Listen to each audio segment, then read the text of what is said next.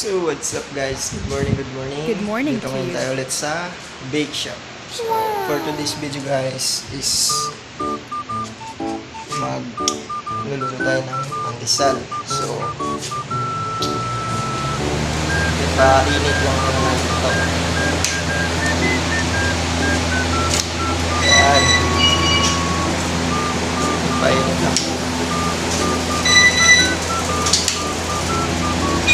So, kailangan umabot sa ng 150 bago natin salangan ng ito, guys. Ayan, nagtubo na guys. Ayan. Sumobra na ata yung tubo guys.